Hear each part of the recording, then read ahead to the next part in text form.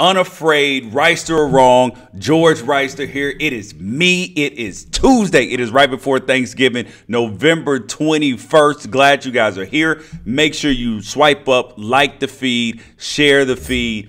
I was thinking about this between last night, this morning, and thinking about all these coaching changes that are going to happen, all these coaching jobs that are opening. And I hear all these people saying, oh, why would this guy leave ESPN? Why would this guy leave wherever he's at? And I was like, that's lame as hell. Like, that is lame as hell. And then I figured out, there are really two types of people in the world. There are two types of people. People who have deathbed regrets. And these are the people who, don't make decisions out in life that are bold ever. And then there are people who live balls out, who take chances, who take risks, like calculated risks. I'm not talking about reckless people. I'm talking about people who make calculated decisions to fulfill themselves and the hopes and dreams that they have as a person. There are two types of people. Now, question is, which person are you? Because this applies to college football. Applies to pro football. When you think your coach won't leave, when you think that, oh, this guy's just happy and content with his life, what kind of sense does that make? Because the people who do that, they have deathbed regrets. Like, these are the people who they base their decisions on safety and life, and they never do anything bold. I mean, like, that's the person who's happy with their $75,000 a year job. They drive a minivan. They go on road trip vacations only with the kids. I mean, there's nothing wrong with that if you want it. But those are the people in life who have deathbed regrets and wish that they would have taken more chances. And then those are the same people. Those are the same people I've seen and that you have seen that have midlife crisis. They leave their families. They pick up, I just can't take it anymore. I'm a new person. I'm a new man. I'm a new woman. I got to go do something strange. I mean, damn, if you had been living your life balls out already, you'd be fine. That's the truth. But a lot of people are afraid of that. And that's why a lot of people say things like that their coaches won't leave. Oh, why would he leave his ESPN job? Why would he leave the safety and security of the booth? Whether it's John Gruden or whether it's Chip Kelly, why would they leave? Because they're bold. Because that's what they do. And it's interesting now, right? I mean, it's just like Oregon fans. Oregon fans at this point in time, I put out the top coaches that could be taking the UCLA job. One of them was Jim Leavitt, the defensive coordinator at Oregon, who just came from Colorado. He's like a defensive guru. He rebuilds defenses and all that. And I'm sitting there thinking, why on earth would you think this man wouldn't leave?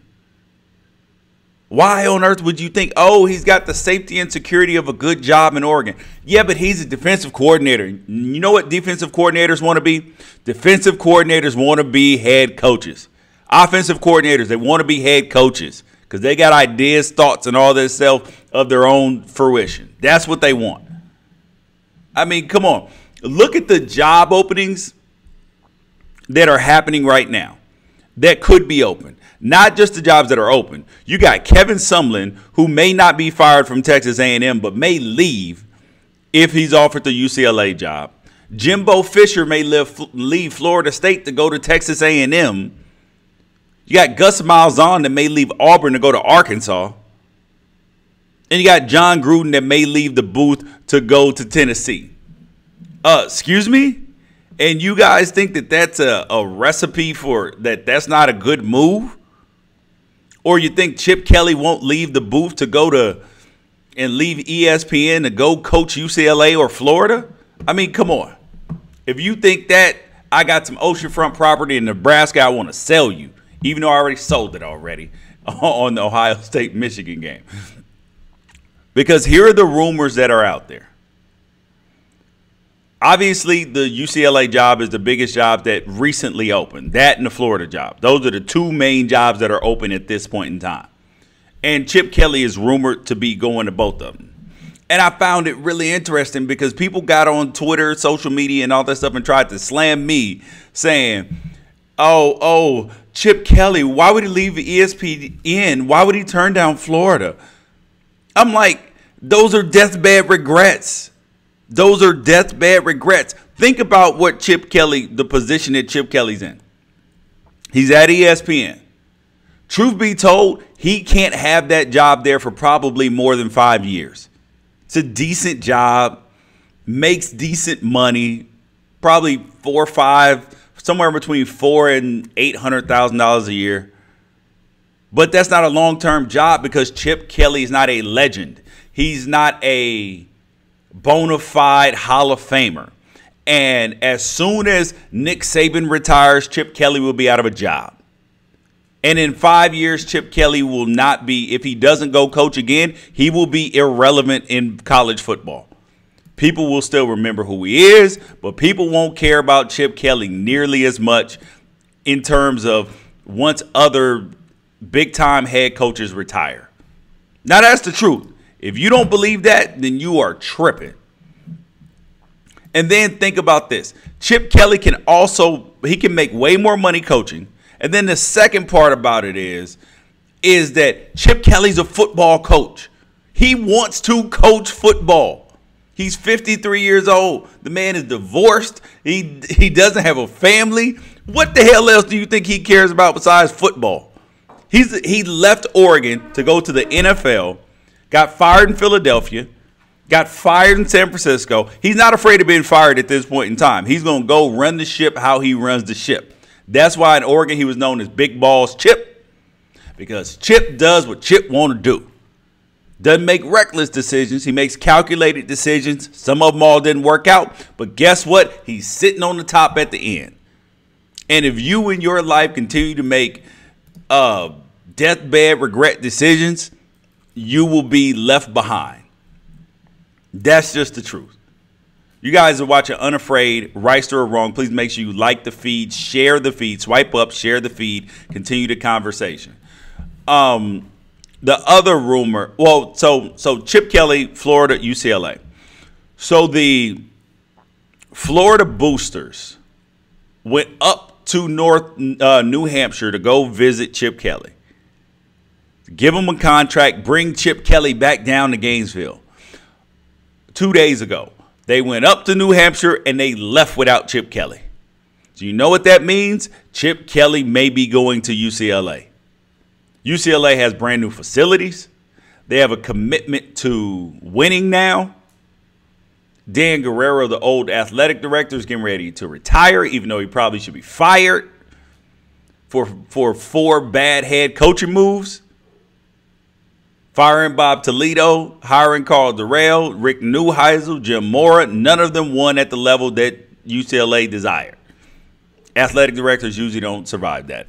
But if you're Chip Kelly, where I look to is I'm looking at it like I'm probably taking a UCLA job. I'm on the West Coast. He likes to do television stuff. More opportunities there. And he likes to donate his time. He's been to Africa, been to Haiti, been to all these places. You get to do more of that from LA. That's the truth. You get a bigger name. And then also Chip Kelly with his offense. He wants to be a legend, and legends are made in college football. They're not made, coaching legends are not made in pro football. Think of all the coaching legends that you can remember or think of in pro football. You can think about who? Bill Belichick. Any other ones coaching right now? No. Who are you going to say? Chuck Noll? Bill Parcells? Them dudes are old, man. Don't get to be a coaching legend. How about coaching legends in college? Nick Saban. Dabo Swinney's edging up there right now. People care about these people. These guys are household names. That's why Chip Kelly would go to UCLA. And then also, the wise choice is going to UCLA because you're going to have a little bit of a longer leash. Because at Florida, I mean, think about it. They just fired Jim McElwain. He was in the midst of his 3rd season. Leash is short there, man. And he knows the Pac-12. Another interesting thing that is coming down the radar, coming down the pipeline, is that Kevin Sumlin and Texas A&M are on the outs. I know we've been hearing rumors about that all year, but it doesn't make sense to me why the hell Texas A&M fans would want Kevin Sumlin out anyway. This is a man who's never not taken you to a bowl game. You've won at least 8 games every single season he's been there. And you're going to do the same thing this year. Well, you've already done the same thing. May win 9 games. But you want the dude fired because you think that you can get a better coach or you think you can do better. Yep. Yeah, let me know how that works out for you. Let me know another school not named Alabama that goes to that goes to a bowl game year in and year out that doesn't have lulls. I mean, Oregon is having a lull right now. Well, they had a lull. Then they came back. They're going to a bowl game again this year. But the success and the consistency that Kevin Sumlin has shown, yeah, that's why UCLA would hire him if they don't get Chip Kelly. He's on that short list. So don't believe that, Texas A&M fans. One man's trash, another man's treasure. And Jimbo Fisher. So if Kevin Sumlin leaves to go to UCLA or Texas A&M fires Kevin Sumlin, the man who may replace him is Jimbo Fisher. So that, to some people, doesn't make sense. Why the hell would you leave Florida State in Tallahassee, who's a powerhouse? They got war chant. They got all this history, all that. Why would you leave that and go to Texas A&M? You know what Florida State does not have that Texas A&M has? A desire to be great. In terms of the commitment from the donors, commitment from the university to be great. Florida State has rested on its laurels, and they did what USC did. Didn't build new facilities. They fell behind in the arms race. They just assumed that they were going to get recruits and all this magic stuff was going to happen and all these magical coaches were going to coach there just because they were USC. Nope. Coaches consider situations. They want facilities. They want big, shiny things to sell to college students. And Florida State is not providing that right now. They just aren't. That's just the truth. And so Jimbo Fisher to Texas A&M is likely to happen. Do not be surprised if you see that. And then you got to think about it. I know that Jimbo Fisher just got a contract extension in December, but people in Florida State are calling for his job. And if you have an opportunity to uproot yourself before you get fired, get a new contract, are you going to stand there in the city that you're in and listen to that? Listen to people calling for your job. Nah, you got to be proactive. That's a big balls move right there. Be proactive. Say, I got a better job, or I got a good job over here that'll pay me more money, give me more opportunity, better facilities. I know it's an unknown, but guess what? I'm out of here. You don't want me? I'm out of here. Not staying anywhere I'm not wanted, especially when I can make more money down the road, buddy. No pride, no ego involved in that. That's just a big baller move and a damn good decision. Then you got to think about the financial implications of what Jimbo Fisher would be doing. His contract states that his only buyout responsibility to Florida State if he left would be the amount guaranteed to his assistant coaches, which is somewhere in the neighborhood of $7.2 million. But it's probably would be far less if he took some of his assistants with him because they would be under contract there at Texas A&M. One move that potentially puzzles me, though, is Gus Malzahn to Arkansas. I don't understand that. It's easier to recruit at Auburn than it is at Arkansas, but hell, maybe Gus Malzahn knows something that I don't know and nobody else in the whole world with a brain knows. That doesn't make no sense. When you look at the other coaching jobs that are going to be up for grabs this year that are not open yet, you got Nebraska. We already said Texas A&M, Florida State, Arizona State, BYU, Kansas, Illinois, Arkansas, Tennessee,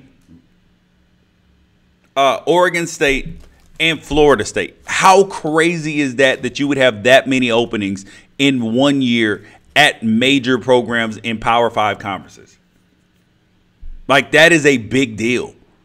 Like, that's not something to be looked over or just glanced over. But this is the world that we live in.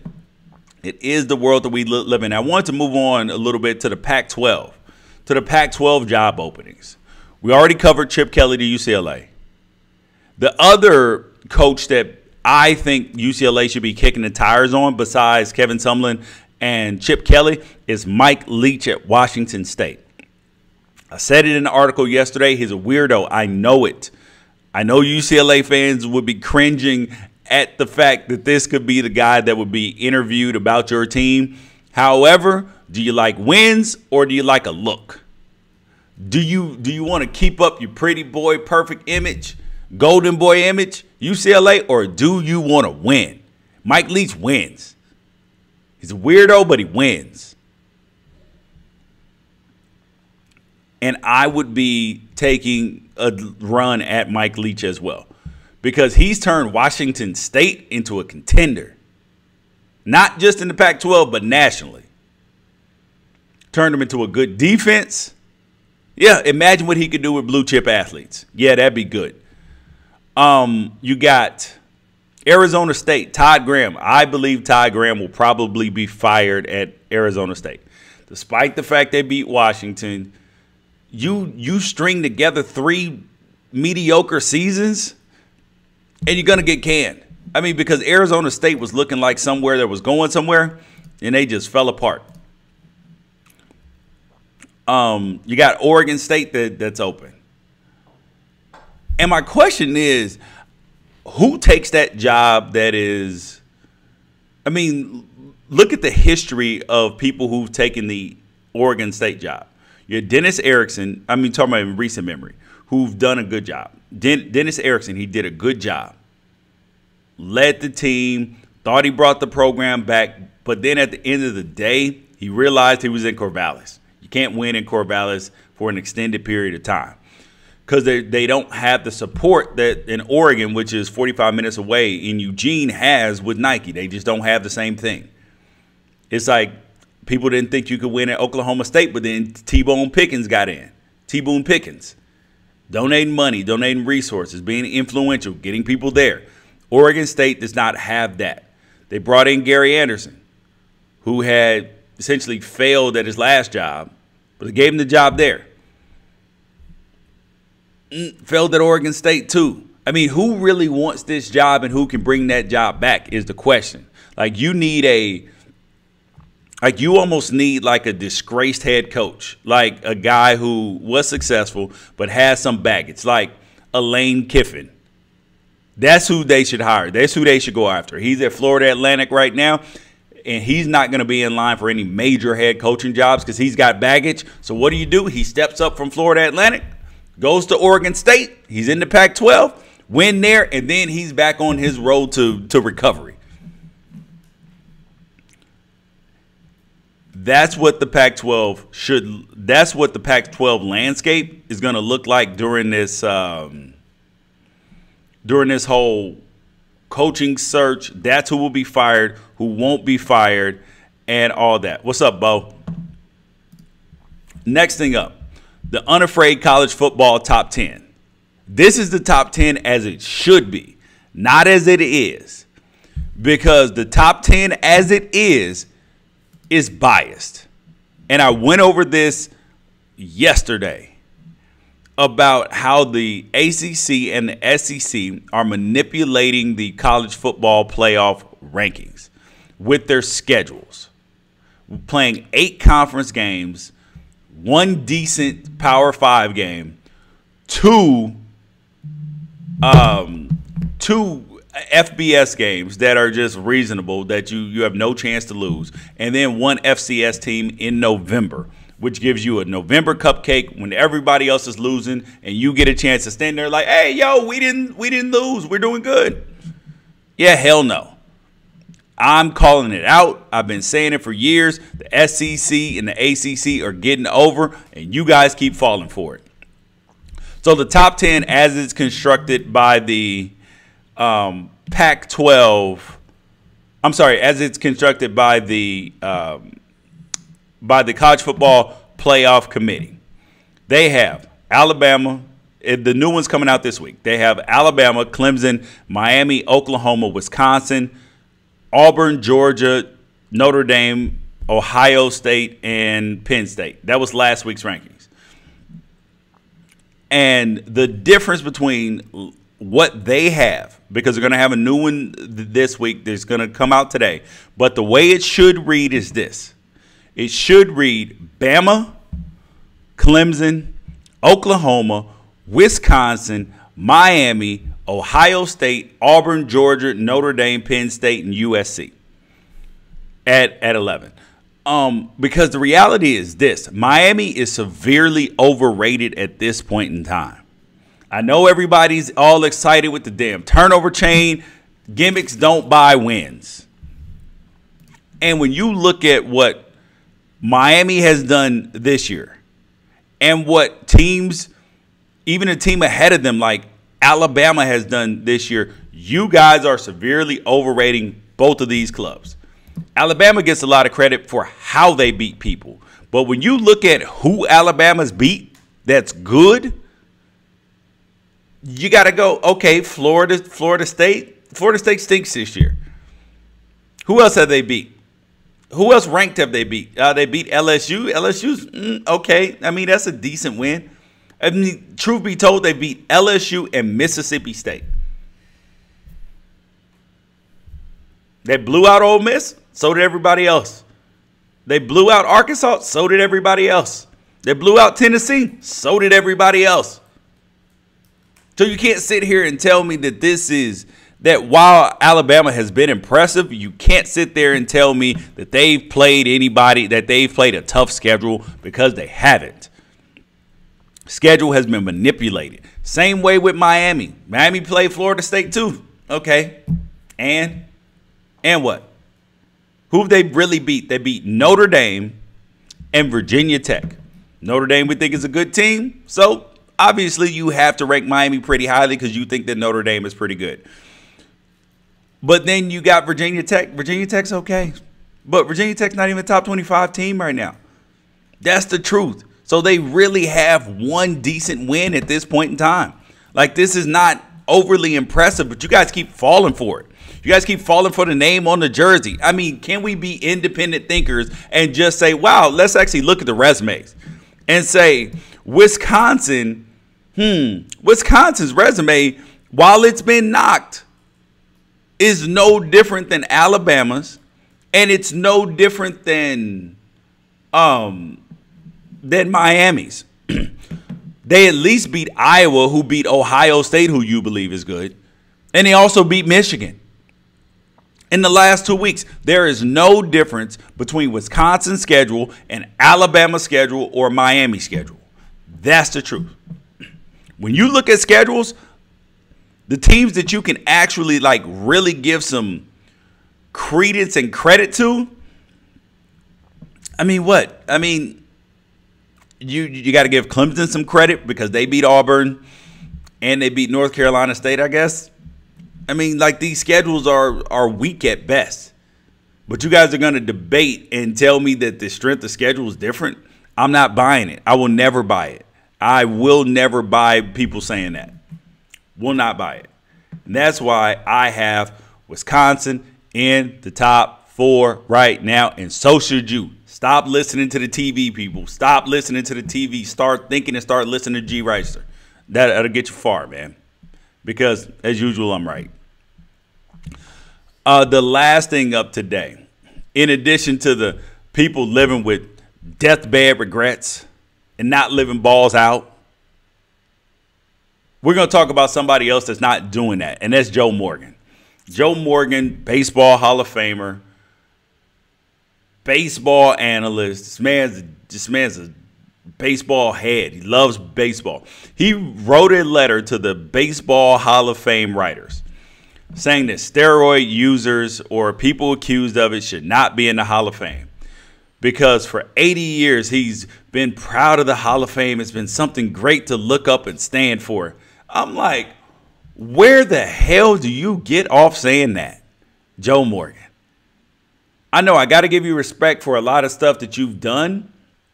But truth be told is that baseball Hall of Fame in particular, baseball's Hall of Fame in particular is tainted. It's full of racists. It's full of drunks. It's full of criminals. Baseball's Hall of Fame is full of people who are nefarious. It is people who would be shunned in society at this point in time. Womanizers, sex addicts, domestic abusers, all that. But you want to keep people who were suspected of steroid abuse out? And also, where was this damn letter, Joe Morgan, when Bud Selig, the commissioner, was voted in the Hall of Fame? The man who presided over the steroid era and let all this stuff happen. Where were you? Where was this letter then, Joe Morgan? That's what I want to know. Where was the letter? Where was the letter when Jeff Bagwell, Tim Raines, who testified playing on cocaine, carrying a vial on the field, Mike Piazza? Where were you then? I mean, this is like too late because baseball screwed up with the steroid era part. Baseball should have just said, you know what? Instead of going on with this damn Mitchell report, trying to figure out who did it and who didn't, you know that most of your players were using. The optimal thing to do would have been to say, you know what? We had a problem. We put in a testing policy. We don't know who all did it. We're just going to leave it at that. But could you do that? Nope. Everybody wants to be an adjudicator and an investigative reporter these days. And the MLB's not set up to do that. And it turned its back on its players. And it is hypocritical and just disgusting.